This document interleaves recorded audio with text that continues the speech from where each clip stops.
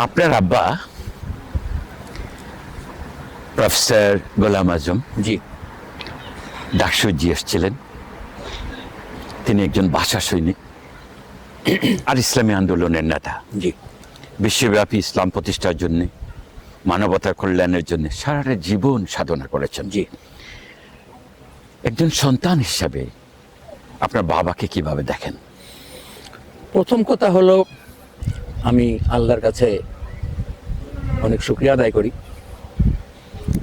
যে এরকম একজন মহান মানুষের সন্তান আল্লাহ আমাকে বানাইছে। তিনি ছিলেন একজন আদর্শ পিতা। দ্বীনের ব্যাপারে, পড়াশোনার ব্যাপারে, আমাদের নৈতিক, চারিত্রিক এবং শিক্ষাগত উন্নয়নের ব্যাপারে ওনার খুব সতর্কতা ছিল। উনি আমাদেরকে বলতেন যে তোমার যদি দিনই উন্নয়ন না হয় তো দুনিয়া যত উন্নতি তোমার হোক, ওটা আমাকে খুশি করবে না, যতক্ষণ পর্যন্ত তোমার দিনের উন্নতি না হবে। দিন দুনিয়া দুইটাতেই উন্নতি করতে হবে, একটা ছাড়া আরেকটা না। আপনি জানেন, আমি অধ্যাপক গোলাম আজমের খুব স্নেহভাজন ছিলাম। জি বহুবার ওনার সাথে বিভিন্ন বিষয়ে কথা বলেছি, সাক্ষাৎকার নিয়েছি। সর্বশেষ এই বিলেতে 2006 সালে প্রায় 10 ঘন্টার ইন্টারভিউ নিয়েছি। তার জীবনে অনেক কথা আমি রেকর্ড করে রেখেছি।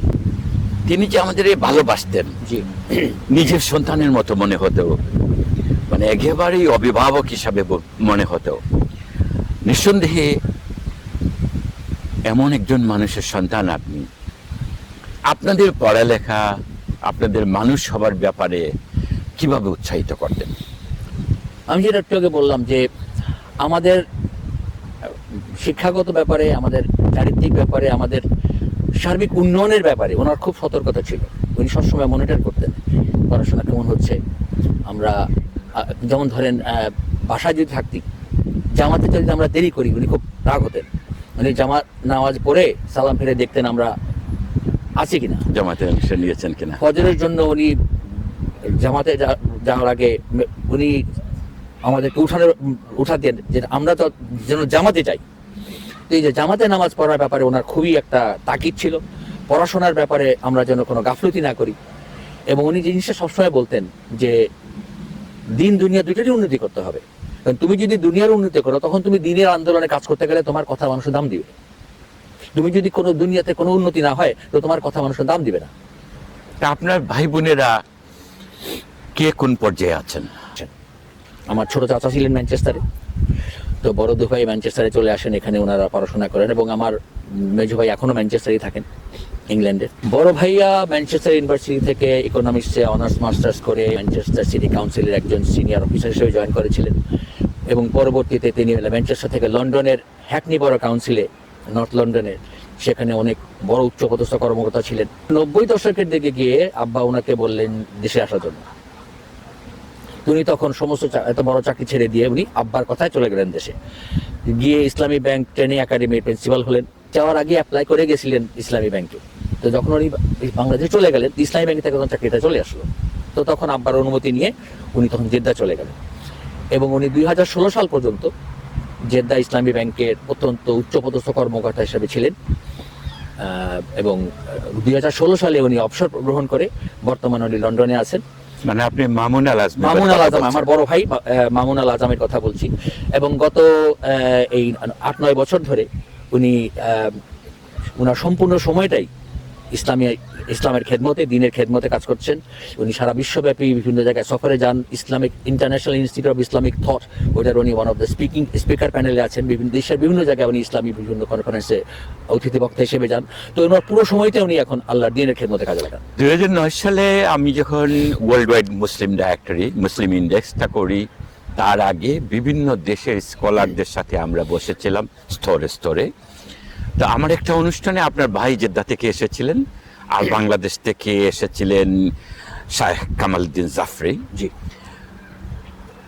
এই সময়টাতেই প্রথম আমি ঘনিষ্ঠভাবে ওনাকে দেখার সুযোগ পাই, এবং তার বক্তব্য এবং মুসলিম দুনিয়াকে নিয়ে তার ভাবনা, আমি মুগ্ধ হয়েছি। আমিরে জামাতকে তো আমি খুব কাছে থেকে দেখেছি, রাজনীতিক বলেন, সাহিত্যিক বলেন, সাংবাদিক বলেন। আসলে আমিরে জামাতের যে গভীরতা, অধ্যাপক গোলাম আজমের যে গভীরতা, পাণ্ডিত্য, মননশীলতা, বড় মনের মানুষ হিসাবে যে হৃদয়তা অনেকেই জানে না আসলে, কাছে থেকে দেখার সুযোগ পায় না। সেটাই। কিন্তু আপনার ভাই এই যে বাবার সার্থক সন্তান, জি এই অনুষ্ঠানে আমি তাকাচ্ছিলাম তার দিকে যে বাপ কা বেটা। জি। এবং বড় ভাইয়া এখন আপনার এই প্রতি জুমাতে এক এক জুমাতে এক এক মসজিদে উনি খুতবা দেন এবং পুরো সময়টা উনি ইসলামী আন্দোলনের কাজে লাগান। মেজো ভাইয়া আমিন আজমি, উনাকে অনেকে খুব কম চিনে, উনি একটু আপনার প্রচার বিমুখ লোক। উনি একজন সফল ব্যবসায়ী। উনি ম্যানচেস্টার ইউনিভার্সিটিতে ইঞ্জিনিয়ারিংয়ে পড়াশোনা করেছেন এবং পড়াশোনা করার সময় পার্ট টাইম চাকরি করতেন একটা টেক্সটাইল ফ্যাক্টরিতে। তো সেই দেখে ওনার টেক্সটাইলের প্রতি ওনার একটা ঝোঁক এসে যায়। তো পড়াশোনা শেষ করে উনি এই টেক্সটাইল ফ্যাক্টরিতে জয়েন করেন, একটা ফ্যাক্টরি ম্যানেজার হিসেবে ছিলেন দীর্ঘদিন। পরবর্তীতে উনি নিজেই একটা ফ্যাক্টরির প্রতিষ্ঠা করেন এবং দীর্ঘ 38 বছর এই ফ্যাক্টরিটা চালানোর পরে এই গত 2 বছর আগে সেই ফ্যাক্টরিটা উনি বিক্রি করে দেন। এখন উনি ব্যক্তিগতভাবে অন্য একটা ব্যবসার সাথে আছেন। তো উনি একজন সফল ব্যবসায়ী এবং আমাদের পরিবারকে আর্থিকভাবে সহযোগিতা করার ব্যাপারে ওনার একটা বিরাট ভূমিকা আছে এবং উনি এখন ম্যানচেস্টারে থাকেন। ওনার ছেলেমেয়েরাও সব বিদেশেই প্রতিষ্ঠিত। আমরাই ওনাকে বলি আমাদের ফ্যামিলির ব্রেইন। এখন আব্বা আম্মা চলে যাওয়ার পরে আমাদের পরিবারের সমস্ত কিছু কোঅর্ডিনেশনটা উনিই করেন। ওনার যে ইসলামিক জ্ঞানের ব্যাপারে ওনার যে ব্যাপ্তি এবং ওনার যে প্রজ্ঞা অসাধারণ। এবং গুড ম্যানেজমেন্ট, এই যে আপনাদের পরিবারের সবাইকে ঐক্যবদ্ধ রাখা, জি। সংযোগ সাধন করা, আত্মীয় স্বজনের খোঁজ রাখা, জি। পারিবারিক এই বিকাশে যে ফাইন্যান্সিয়াল সাপোর্ট থেকে শুরু করে, এটা একটা বিরাট কাজ। এই যে আমাদের কাজটা আপনার বাবার মাঝে ছিল। আমাদের যে ঢাকার এখন যে বাসাটা, এই বাসার যে ম্যানেজারকে ম্যানেজ করা, দেখাশোনা করে, যে আমান ভাই যখন 8 বছর গুম ছিলেন, এই পুরো জিনিসটা উনি ম্যানেজ করেছেন। প্রত্যেকটা ভাড়াটিয়ার সাথে রেগুলার যোগাযোগ রাখা, এখান থেকে উনি ম্যানচেস্টার থেকে উনি সমস্ত তদারক করতেন। তো উনি একজন খুব ভালো অ্যাডমিনিস্ট্রেটর, খুব ভালো এবং খুব বিচক্ষণ একজন ব্যক্তি। একান্নবর্তী পরিবারকে সামলে নেওয়ার জন্য যে যোগ্যতা দরকার, যে যোগ্যতার দরকার, যে মননের দরকার, সেটার নাম যে মানসিকতার দরকার এবং যে আন্তরিকতার দরকার, এবং যে হৃদয়ের বিশালতা দরকার, সবই ওনার আছে। এরপরে হলেন আমার তৃতীয় ভাই মোমেন আজমি। মোমেন ভাই ঢাকাতে উনি পড়াশোনা শেষ করে ঢাকা বিশ্ববিদ্যালয়ের অধীনে বিকম পাশ করে উনি একটা ট্রাভেল এজেন্সিতে জয়েন করেন এবং এই দীর্ঘদিন উনি ট্রাভেল এজেন্সির সাথে ছিলেন। এখনও উনি ট্রাভেল ইন্ডাস্ট্রির সাথেই আছেন। ওনার পুরোটা ক্যারিয়ারে গেছে ট্রাভেল ইন্ডাস্ট্রিতে। বাংলাদেশে ওনার একটা নিজস্ব ট্রাভেল এজেন্সি ছিল। 90 দশকের মাঝামাঝি উনি ইংল্যান্ডে চলে আসেন এবং বর্তমানে উনি ম্যানচেস্টারে আছেন এবং ম্যানচেস্টার এয়ারপোর্টে একটা এয়ারলাইন্সের সাথে আছেন। এবং উনি ইসলামী আন্দোলনের সাথে, যেমন ধরেন একটা সময় উনি ম্যানচেস্টার শাখা, আমাদের যে ব্রিটেনের যে বাংলাদেশিদের মধ্যে ইসলামী আন্দোলনের যে কাজটা, যে সংগঠন, একসময় নাম ছিল ইসলামিক ফোরাম ইউরোপ, এখন বর্তমানে নাম হলো মুসলিম কমিউনিটি অ্যাসোসিয়েশন। যখন ইসলামিক ফোরাম ইউরোপ ছিল তখন উনি ওটার ম্যানচেস্টার শাখা সভাপতি দায়িত্ব পালন করছেন দীর্ঘদিন এবং ওখানে যে ইসলামিক ফোরাম ইউরোপের একটা ইসলামিক সেন্টার আছে, মসজিদ আছে, ওটার উনি ট্রাস্টি এবং একসময় সভাপতিও ছিলেন। এরপরে আসেন আমাদের যে সবাই যাকে চিনে, brigadier general retired Abdul Hail আমান আজমি। আমান ভাইয়ের সেনাবাহিনীতে আসার ব্যাপারটা একটা মজার ঘটনা। আমান ভাই পড়াশোনা করতেন ম্যানচেস্টারে। মোমেন ভাই, আমান ভাই দুজনই চলে আসছিলেন 75 সালে ম্যানচেস্টারে, কারণ ম্যানচেস্টার আমাদের বেস ছিল আমার চাচা থাকার কারণে। এরপরে 76 সালে আমি, আমার ছোট ভাই সালমান, আম্মা সহ চলে আসলাম। 77 সালে আব্বা আমাকে বললেন যে বাঙালি হিসাবে বাংলার ভিত্তিটা মজবুত না হলে হবে না, আর ম্যাট্রিকটা পাশ করে আসলে বাংলার ভিত্তিটা তোমার মজবুত হবে, তো তুমি চলে যাও। আমি চলে গেলাম। আমাকে আব্বা পাঠাই দিলেন একা একাই। আমি গিয়ে আমার চাচা ইঞ্জিনিয়ার গোলাম মোকাররমের বাসায় থাকলাম 1.5 বছর। আমার ম্যাট্রিক পরীক্ষার কয়েক মাস আগে রাজনৈতিক পট পরিবর্তনের কারণে তৎকালীন প্রেসিডেন্ট জিয়াউর রহমান অনুমতি দিলেন, আব্বা চলে গেলেন বাংলাদেশে। আমার আর আশা হলো না। তো আব্বা তখনই মোমেন ভাই আব্বার সাথে চলে গেলেন দেশে, আমান ভাই থেকে গেলেন। তো 78 সালে ওই আব্বা যাওয়ার কিছুদিন পরেই মামুন ভাইয়ের বিয়ে ঠিক হলো। এবং আপনি জানেন যে মামুন ভাইয়ের প্রথম স্ত্রী, যিনি 2004 সালে জান্নাতবাসী হয়েছেন, মামুন ভাইয়ের প্রথম স্ত্রী মা ছিলেন মরহুম হাফেজ আসমা খাতুন। তো মামুন ভাইয়ের বিয়েতে অংশগ্রহণ করার জন্য আমান ভাই দেশে আসলেন। এখন আমান ভাই চলে যাবেন, আল্লাহর কি মর্জি, ওনার ফ্লাইট এরোফ্লোট রাশিয়ান প্লেন, যেটা মস্কোতে, ওটা নষ্ট হয়ে গেল প্লেন। ওনাকে 24 ঘন্টা ওভারস্টে করতে হলো মস্কোতে। তো উনি যখন এসে পৌঁছলেন লন্ডনে, 6 ঘন্টা আগে ওনার ভিসা এক্সপায়ার হয়ে গেছে, ওনাকে আর ঢুকতে দিল না। এখন যদি নাকি এই ঘটনা না ঘটতো, উনি যদি বেটাতে চলে আসতেন, উনি তো আর বাংলাদেশ সেনাবাহিনীতে থাকতেন, হয়তো লন্ডনেই থাকতেন, এখানে এদেশে পড়াশোনা করতেন। আল্লাহ সর্বোত্তম পরিকল্পনাকারী, আল্লাহ চাচ্ছিলেন ওনাকে বাংলাদেশ সেনাবাহিনীতে, কিভাবে নিলেন, ঢুকতেই দিল না, ওনাকে ফেরত পাঠালো বাংলাদেশে। চলে আসলেন, ইংলিশে অনার্স ভর্তি হলেন। এর মধ্যে আসলো সেনাবাহিনীর আবেদন। তো উনি অ্যাপ্লাই করলেন, ওনার বয়স সীমা পার হওয়ার কয়েকদিন আগে, মানে অল্প কিছুদিনের জন্য উনি সুযোগ পাইছে, আর 1 সপ্তাহ পরে উনি অ্যাপ্লাই করতে পারতেন না, অ্যান্ড হি গট সিলেক্টেড। এবং তারপরে উনি তো বাকি তো ইতিহাস, উনি সেনাবাহিনীর সর্বোত্তম চক্ষু অফিসার হিসেবে সোর্ড অফ অনার পেয়ে, এবং 4টা পুরস্কার দেওয়া হয়, 3টাই উনি পাইলেন। এটা হলো ব্রিগেডিয়ার আমান আজমির ঘটনা। আমান আজমির বাকি কথা তো আমান ভাইয়ের ইউটিউবের বিভিন্ন না, এটা আমরা তো এই কিছুদিন আগে ওনার যে সাক্ষাৎকার আমি নিয়েছি, সেখানে তার কথা আছে, তার নিজের কথা, বাবার কথা, পারিবারিক কথা আছে। এরপরে 5 নম্বর হলাম আমি, সবার বড় মামুন আল আজমি, এরপরে আমিন আজমি, এরপরে মোমেন আজমি, এরপরে ব্রিগেডিয়ার আমান আজমি, এরপরে আমি 5 নম্বর। আমার সবচেয়ে বড় সৌভাগ্য যে আমার আব্বা ঢাকা বিশ্ববিদ্যালয়ে পড়াশোনা শুরু করেন, যিনি ডাকসু নির্বাচিত জিএস ছিলেন পরপর 2 বছর, আর সেই ঢাকা বিশ্ববিদ্যালয়ে আমিও পড়েছি। তো আমি ঢাকা বিশ্ববিদ্যালয়ের ব্যবস্থাপনা ম্যানেজমেন্ট ডিপার্টমেন্টে 84 অনার্স ব্যাচ, 85 মাস্টার্স ব্যাচ, এবং আমি ওই 82 সালে ডাকসু নির্বাচনের ক্যাম্পেইনে ছিলাম সাইমুমের পক্ষ থেকে। আমি তখন সাইমুম শিল্পী গোষ্ঠীর সাথে জড়িত, এবং আমি একজন, আপনি জানেন যে আমি একজন শিল্পী, গান গাওয়াটা আমার খুব নেশা, আমি ছোটবেলা থেকে গান গাই। তো আমি সাইমুম শিল্পী গোষ্ঠীতে জয়েন করি শুরু থেকে, এবং পরবর্তীতে সাইমুম শিল্পী গোষ্ঠীর আমি প্রতিষ্ঠাতা সদস্য ছিলাম, পরবর্তীতে পরিচালকও ছিলাম। তো আমি, আব্বা খুব ভালো লাগে, আব্বা আম্মা খুব পছন্দ করতেন আমার গান শুনতে। শুধু আব্বা আম্মা না, সবাই পছন্দ করে, আমরাও পছন্দ করি। আমি ঢাকা বিশ্ববিদ্যালয় থেকে অনার্স পাস করার পরে আমি আবার এমবিএ তে ভর্তি হলাম। এখানে একটা কথা বলা দরকার যে আমার বন্ধু বান্ধবদের মধ্যে, আমার ক্লাসমেটদের মধ্যে সব দলের কেন্দ্রীয় নেতা ছিল, তো ওরা আমাকে খুব হেল্প করছে। আমি পরে ঢাকা বিশ্ববিদ্যালয়ে এমবিএ তে ভর্তি হই, এবং পরবর্তীতে আমি 1979 সালে আমার বিয়ে হয়। আমার স্ত্রী লন্ডনে জন্ম, বড়। তো আমার স্ত্রী এদেশে ফ্যাশন ডিজাইনের উপর পড়াশোনা করেছে, একজন আপনার খেতাবপ্রাপ্ত ফ্যাশন ডিজাইনার, সে অ্যাওয়ার্ড পাইছে ফ্যাশন ডিজাইনার হিসেবে, fashion design of the year award পাইছে, সে প্রাইম মিনিস্টারের অ্যাওয়ার্ড পাইছে, সে রাজার পক্ষ থেকে এমবি অ্যাওয়ার্ড পাইছে। সে একজন অত্যন্ত প্রতিভাবান একজন এন্টারপ্রেনার হিসাবে অ্যাওয়ার্ড পাইছে। এবং সবচেয়ে বড় যে জিনিসটা সেটা হলো যে সে তো অত্যন্ত দিনের ব্যাপারে অত্যন্ত সতর্ক। তো একজন হিজাবি মহিলা তার ডিপার্টমেন্টে যখন সে ফ্যাশন ডিজাইন পড়তেছিল, সবাই তুমি এখানে কি করো, এরকম হিজাব টিজাব নিয়ে তুমি ফ্যাশনে কি বুঝো।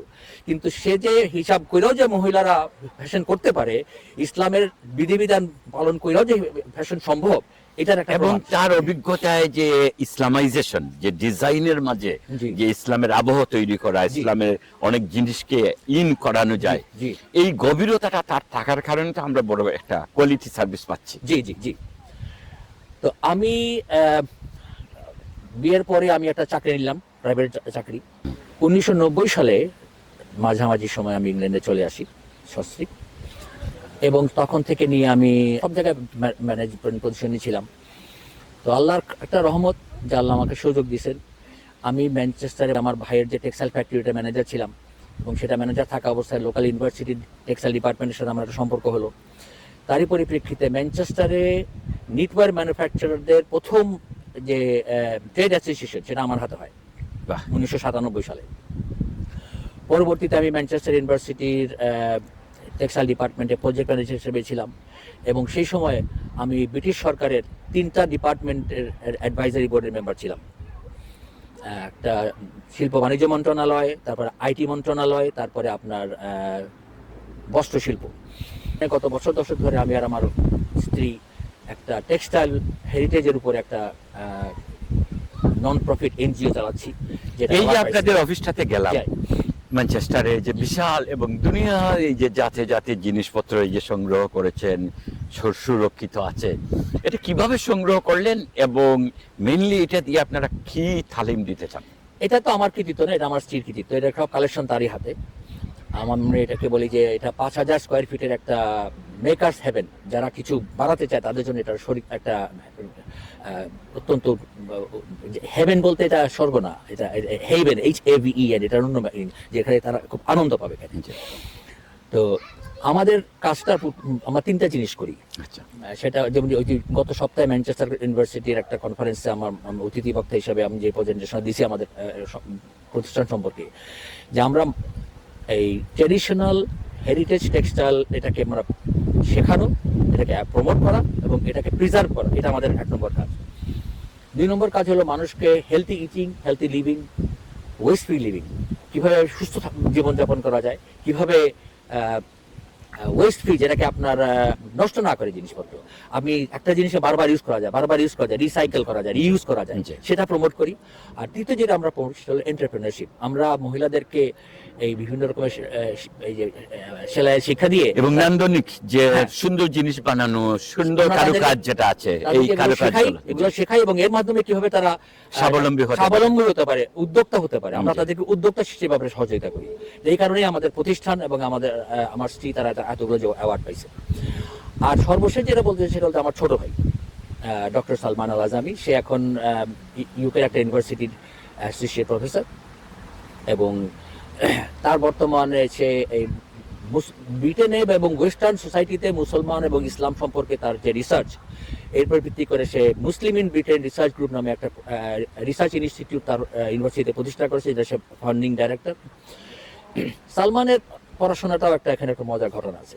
সে ছিল জাহাঙ্গীরনগর বিশ্ববিদ্যালয়ে ইংরেজি অনার্সের ছাত্র। সে বিশ্ববিদ্যালয়ের সাইমের সাথে ছিল, আর বিশ্ববিদ্যালয়ের ক্রিকেট টিমের একজন সদস্য ছিল, সে উইকেট কিপার ছিল ক্রিকেট টিমের। তো বিশ্ববিদ্যালয়ের ক্রিকেটার হিসেবে তার পরিচিতি, এবং তখন সে আপনার বাংলাদেশের একটা ক্রিকেট টিমের সাথে খেলতো। তখন আমাদের বাসার উল্টা দিকে আপনার এই যে প্রয়াত রাজিয়া ফয়েজ, প্রাক্তন মন্ত্রী, বিএনপি সিনিয়র ভাইস চেয়ারম্যান ছিলেন। তো রাজিয়া ফয়েজের বাসাটা আমার উল্টা দিকে। তো উনার বড় ছেলে আবার সালমানের খুব ঘনিষ্ঠ বন্ধু, আর সে তখন পড়তো আলিগড় ইউনিভার্সিটিতে। তো কথা প্রসঙ্গে সালমানকে সে বলল, তুই আলিগড়ে চলে আয়, আমি ওখানে আসি। তো সালমান আলিগড়ে চলে গেল। তো সেখানে সে ইংলিশে না ভর্তি হলো লিঙ্গুইস্টিক্সে। এখন দেখেন, আল্লাহ চাচ্ছিল ওকে এই ইংলিশ থেকে নিয়ে ভাষা তত্ত্ব নিয়ে আসবে, কারণ বাংলাদেশে ইংলিশ অনার্সের অভাব নেই, কিন্তু ভাষা তত্ত্বের উপরে একজন এক্সপার্ট খুবই কম। এবং বর্তমানে সে ইন্টারন্যাশনাল লিঙ্গুইস্টিক অ্যাসোসিয়েশনের সদস্য, যারা বাংলাদেশে কমই আছে। তো সেখান থেকে সে আলিগড় ইউনিভার্সিটি থেকে অনার্স মাস্টার্সে গোল্ড মেডেলিস্ট, এবং সেখান থেকে পিএইচডি। সালমান ভাই, আপনি তো জানেন না, আমরা একসাথে কাজ করেছি আমাদের সংবাদ সংস্থা মিডিয়া মহলে।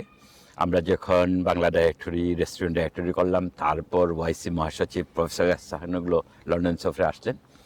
তো ওনার সাথে কথা বলে আমরা উজ্জীবিত হলাম, অনুপ্রাণিত হলাম এবং ওয়ার্ল্ড ওয়াইড মুসলিম ডাইরেক্টরি করলাম। সালমান ভাই তখন আমার সাথে এই ডাইরেক্টরিতে সম্পৃক্ত ছিলেন, অ্যাডভাইজার ছিলেন। সালমান বলছে আমাকে, এবং তার যে মেধা এবং নেটওয়ার্ক, এটা খুবই অর্থবহ ছিল এই প্রজেক্টের ক্ষেত্রে।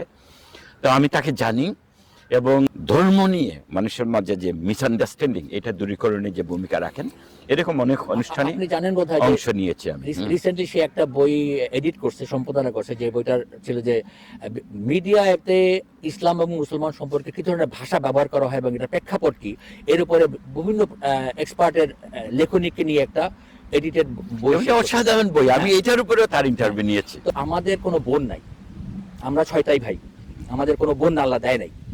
যদিও আমার ভাইয়েরা আমাকে বলেন যে নোমান হলো আমার মায়ের না হওয়া মেয়ে, কারণ আমি আমার মায়ের রান্নাঘরে হেল্প করতাম, আম্মা আত্মীয় স্বজনের বাসায় যাবে, আমি আম্মার সহযোগী সাথে যাইতাম। তো ইংরেজিতে বলে যেটা ডটার শি নেভার হ্যাড। আমাকে বড় মামুন ভাই বলতেন যে Noman is the daughter my mother never had. এই যে 6টা ভাই আমরা, আল্লাহর রহমতে আল্লাহ আমাদেরকে সবাইকে দুনিয়াতে যথেষ্ট সফলতা দিয়েছেন, এবং আলহামদুলিল্লাহ আমরা প্রত্যেকটা ভাই ইসলামী আন্দোলনের সাথে আছি। আমি একটু যদি আপনাদের একান্নবর্তী পরিবারে, অর্থাৎ আপনাদের চাচা এবং দাদার কথাই যদি যেতে চাই, অন্তত আপনার চাচাদের কথা যদি কিছু বলেন। আমার দাদা প্রসঙ্গে আব্বা ওনার জীবনে যা দেখলাম বইতে ডিটেলস লিখছেন, কিভাবে আব্বা যখন ইসলামী আন্দোলনে আসলেন তখন দাদার কি ভূমিকা ছিল। আমাদের পরিবারের সম্পর্কে বলতে গেলে আমাদের তো গ্রামের বাড়ি হলো নবীনগর উপজেলার বীরগাঁও গ্রাম, মানে ব্রাহ্মণবাড়িয়া জেলার নবীনগর উপজেলার বীরগাঁও গ্রাম, 22 মৌজা ইউনিয়নের বাজারের পাশে। আমাদের 7 পুরুষ ধরে আমরা ওই একই এলাকায় আছি। দাদা তো একজন কাজী সাহেব ছিলেন, উনি পরে চান্দিনাতে কাজী সাহেব ছিলেন, ম্যারেজ রেজিস্টার। আব্বা সেই চান্দিনা পাইলট হাই স্কুল থেকে ম্যাট্রিক পাস করেছেন। তো পরবর্তীতে দাদা চলে আসেন ঢাকায় ম্যারেজ হিসাবে এই মগবাজার এলাকায়। এখানে এসে 46 সালে দাদার যে জমিটা কিনেন সেটা এখন সেখানে আমাদের এই যে কাজী লেনের যে বাড়িটা, হ্যাঁ, তো বাগান বাড়িতেই আমরা বড় হয়েছি। আমার চাচারা আলহামদুলিল্লাহ, আমার মনে আছে বড় চাচা ছিলেন কলকাতা মেডিকেল কলেজের গোল্ড মেডেলিস্ট, বাংলাদেশের একজন প্রখ্যাত প্যাথোলজিস্ট, সিলেট এবং রংপুর মেডিকেল কলেজের প্রাক্তন প্রিন্সিপাল। আমাদের সিলেটে জি, প্রিন্সিপাল ছিলেন, এখন ওনার সুখ্যাতি আছে।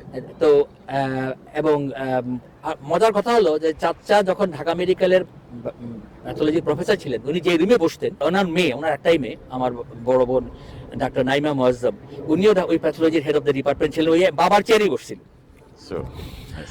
আর মেজো চাচা ইঞ্জিনিয়ার গোলাম মোকাররম, উনি বাংলাদেশ কেমিক্যাল ইন্ডাস্ট্রিজ কর্পোরেশনের চিফ ইঞ্জিনিয়ার হিসেবে রিটায়ার করেছেন।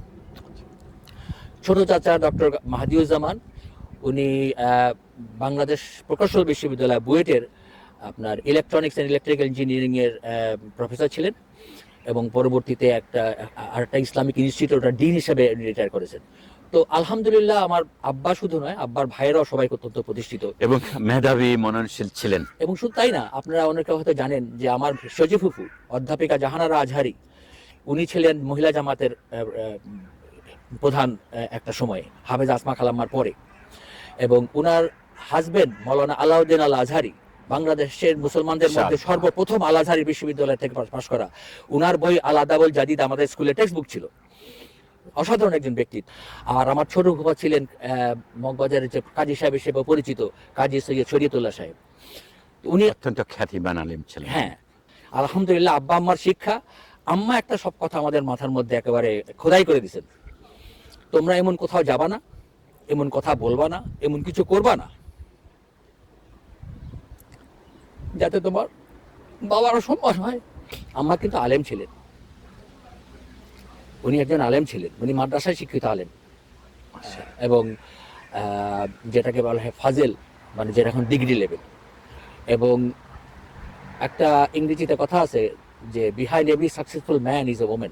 সময় আমাদেরকে ইসলামের আদর্শে, বাবার আদর্শে সবসময় অনুপ্রাণিত করছেন। আমার নানা ছিলেন কিন্তু অত্যন্ত বড় একজন আলেম, 33 বছর নওগাঁ ডিগ্রি কলেজের হেড অফ আরবি ছিলেন। এই ইসলামী বিশ্বকর যেটা ইসলামী ফাউন্ডেশন থেকে হয়েছে ওটার এডিটোরিয়াল বোর্ডের মেম্বার ছিলেন মাওলানা আব্দুল সালাম, অত্যন্ত পাণ্ডিত্য সম্পন্ন একজন আলেম ছিলেন। তো এই কারণে আমার মা ওই ট্রেনিংটা তো পাইছেন। আলহামদুলিল্লাহ, আল্লাহর কাছে শুকরিয়া যে এরকম একটা পরিবারে আল্লাহ আমাকে জন্ম দিচ্ছে। 3 দিন আগে আমার বাবার 11তম শাহাদাত বার্ষিকী। আম্মা চলে গেছেন 2019 সালে। তাদের শিক্ষাটা এখন আমাদের মধ্যে আছে। আপনি তো জানেন আপনার আব্বার কথাগুলো মানুষ এখন অক্ষরে অক্ষরে অনুসরণের চেষ্টা করে। লক্ষ লক্ষ মানুষ তার জীবনের বিভিন্ন তালিমকে তাদের জীবনের পাথে হিসাবে মনে করে। সারা দুনিয়া জুড়ে তার যে গায়বানা জানাজা হয়েছিল কিংবা বাংলাদেশে যে বিশাল জানাজা হয়েছিল, এটা ইতিহাসে অবশ্যই অত্যন্ত গুরুত্বপূর্ণ বিষয়।